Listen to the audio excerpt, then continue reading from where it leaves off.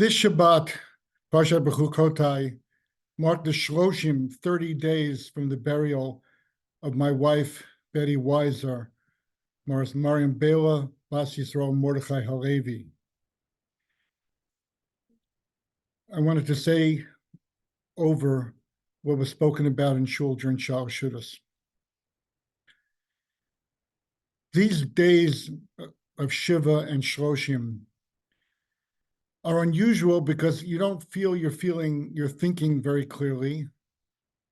And yet, through the course of the Shiva and the emotions that are stirred, you begin to feel as though there are perceptions and understandings coming to you that you never had before. They were there and they weren't clear to you. And I just want to share a few words of those perceptions. We know that the Torah only speaks of people in terms of what we can learn from them. Some people in the Torah, it's good lessons, some people not so good lessons. But Midrashim always explain every name mentioned in the Torah, every person alluded to. There's a purpose to it. There's some lesson to be learned from it. There's an element of Lamed Mikol Adam. And with that in mind, I wanted to highlight some of what stirred within me during the course of this Shloshim.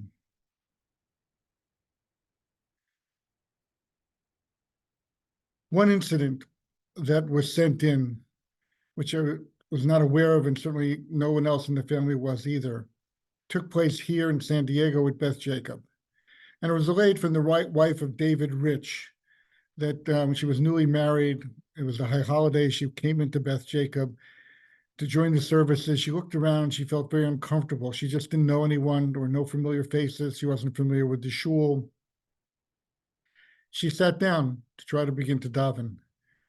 And immediately, Betty Weiser sat down next to her, engaged her briefly, pointed out that she had cards with her to illuminate the davening on the high holidays, and mentioned to her that these are the same cards that my own daughter has shared with me and that I use myself, since our daughter Lucy had learned in Atlanta also under Rebitz and Feldman. And right away, she made this young girl in a strange place feel comfortable, to the extent that we received a written message from her telling us the story and going beyond the story itself to say that quickly she felt as though she was sitting with her own mother. She felt secure, she felt at home, she felt calm, and she was able to really daven. And it's something remarkable to think about how one person's awareness and sensitivity can so deeply touch another person. And where does this come from? How does it happen? So over the course of our marriage, I saw many, many things. Initially, when we got married, it was surprising to me how few possessions my wife brought into the marriage. I was bringing back boxes of stuff from my house in Silver Spring, from my room. My new wife, brought her clothing, and she brought a very small number of svarim. And when I opened those svarim up to look at them, they were intensely worked through, pages were folded over, notes, words were underlined, commentaries were underlined. I thought to myself, whoa, these are not just svarim, but these are portals into what has brought us to this moment. And then in the course of Shabbos table, inviting friends over, even during those first few weeks of marriage, discussions would happen at the table, and it wasn't unusual for my wife to grab one of these svarim, open up to a particular place, a particular discussion, a particular source, read it, share what her feelings were, share how meaningful it was to her, and how she felt it impacted her life. And there was an intensity there. There was a meaningfulness to every one of those moments. And I think this begins to shed light into the fact of how my wife was such an impactful teacher. I don't think she ever walked into a classroom in her life without feeling strongly that I have something important to teach. And I really, really want my students, I want these girls to understand it. I want them to take it to heart. I want them to be able to apply the learning that we're doing to their own lives. Where does this come from? So we have a reference in this week's Torah reading. Famously, Rashi says, "Im Bechukotai telechu," refers specifically to the idea of amelut b'Torah, working hard, not just perusing the text. And that's where, by tradition, it involves even the oral law to a greater extent than the written law. It involves a person opening up a book of Torah and saying, I want to acquire it. I want it to make an impact on me. I want it to become part of who I am. And indeed, the Ksav Kabbalah, Pirush on Chumash, written in the mid-1800s, which focuses on the words of the Torah, has a very interesting explanation to Rashi. And he writes that when we says, Im Bechukotai telechu, umitzvosai shamoru, v'asito osam. And Rashi throws in his comment, Bechukotai telechu, it's not referring to chukim, different parts of the Torah. Rashi understood it if you're going to work hard in Torah, and then you're going to take that knowledge so that you can fulfill mitzvot, and then you're actually going to perform these mitzvot, then the brachot, these amazing brachot listed in the beginning of Parashat Bechukotai, begin to unfold. They begin to take hold. The word chok, he explains, involving the word chek, chokek, is to engrave, to make an impression, to not just touch something, but to have it, to value it in a way that it makes a lasting impression, to chisel into stone, to make a mark that's lasting. And according to the Ksav Kabbalah, that's what Rashi was understanding the pasuk. If you will take the Torah as to be chakuk, to become engraved within you, become part and parcel of who you are, and then you use that knowledge and that understanding and you solve dilemmas in a way that give you a way of thinking about the world in the context of mitzvot. And then you actually fulfill them and perform them. That's when the brachot begin to unravel and unfold and begin to take hold. And the brachot are very beautiful. And we talk about these brachot, rain, plenty of food, enemies being vanquished, no enemy coming into the land. But I think there's a quiet phrase in the brachot in the beginning which needs more attention. And that's where it says in the midst of these brachot, sentence 9, Ufaniti aleichem, I will turn to you. I will give you individual attention. And Rashi again quotes an analogy, an allegory from the Medrash, which says that a king is ready to give compensation to his workers, and he has many hundreds of workers who come. He has a huge staff of people, and he singles out one person and says, you, I need to give you your reward. You've been a true servant. You've been a friend. I'm focused on you. I'm paying attention to you. You have my attention in an undivided way, so to speak.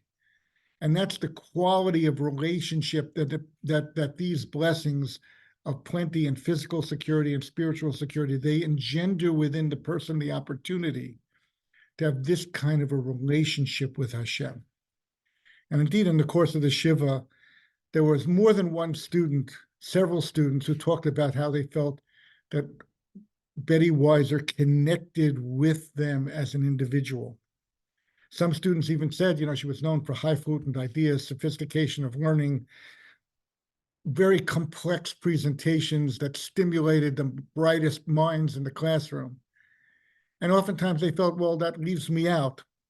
And yet my wife would take the time to single them out, to spend time with them one-on-one, to see to it that every single student, every girl was able to take something to heart, make something their own, leave an impression on their soul, and really make them into a different person, a better person than they were otherwise. And it struck me today in Rosh Chodesh, Birchat HaChodesh, where we say, Go'al osam mi'avdut l'cherut. Hashem, each month, all 12 months, we remind ourselves, God redeemed us from servitude to freedom. And of course, we say it all 12 months, but this month coming up, Chodesh Sivan, leads into Shavuot and Matan Torah. And we know this idea of coming from Shibud L'Geula in terms of Zman Cherutenu involves Shavuos as well, because after all, the Yetziat Mitzrayim, the redemption from Egypt, had as its specific aim that we would gather at Har Sinai and we would receive the Torah. That's what Moshe was told at the burning bush. That was the end point. And that's the connection between us counting the 49 days, connecting Pesach to Shavuot, because the goal was that. And what do we see in Pirkei Avot? That when it talks about that the Luchot were inscribed by God, it says, Al Tikrei Cherut, Al Tikrei Charut, don't talk about them being engraved, talk about Cherut, them setting you free. This freedom gives a person the opportunity to see beyond themselves, to scan a room, to have a sense that there's a need over here, and I can apply myself to the need. There's a deeper understanding, there's a better way of looking at this idea, and I can teach this to this person in such a way that it will make a lasting impression.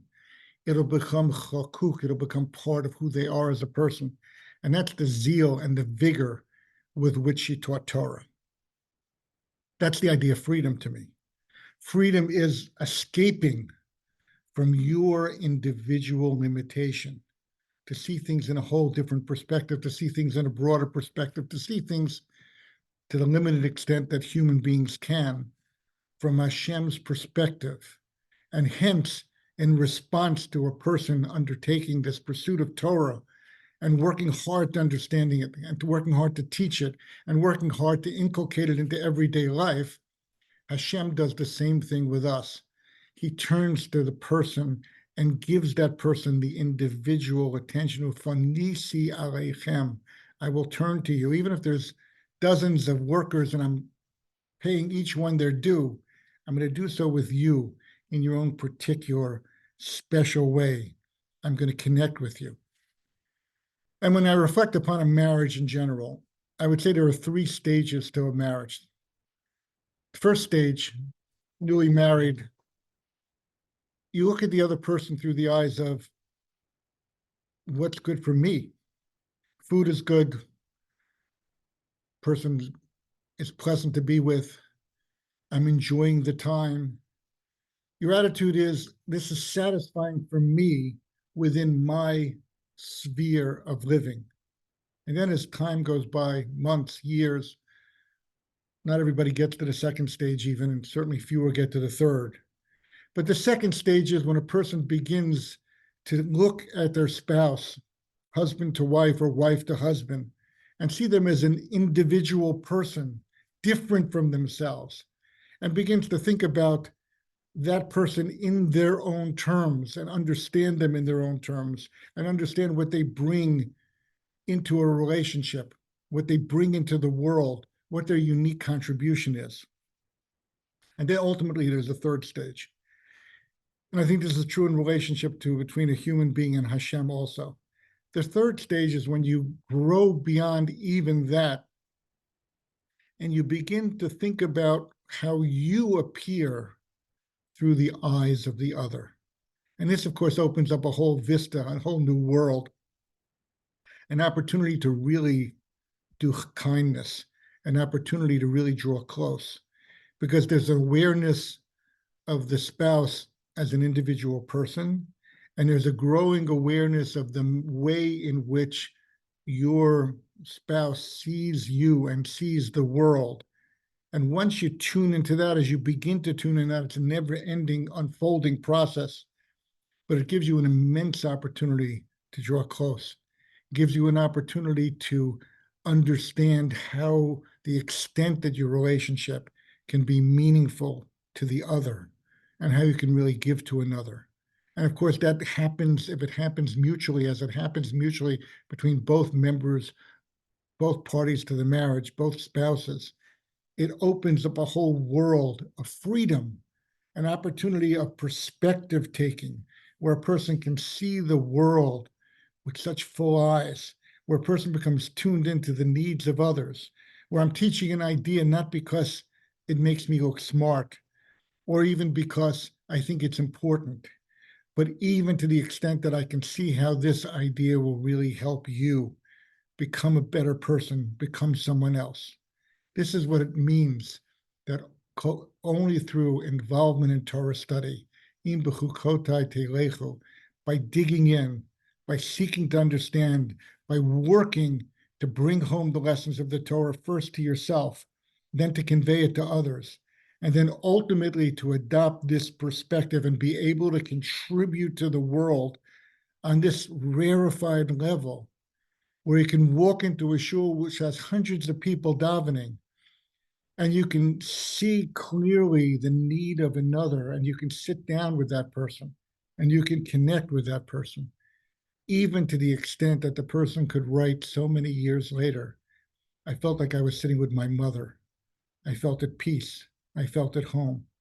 Certainly, that's the bracha that HaKadosh Baruch Hu offers each of us when we go down this pathway of a melus b'Torah, of making the Torah our guide, of seeking not just to get to know it, but to really understand it, to bring it within ourselves, and to make it our frame of reference for everything.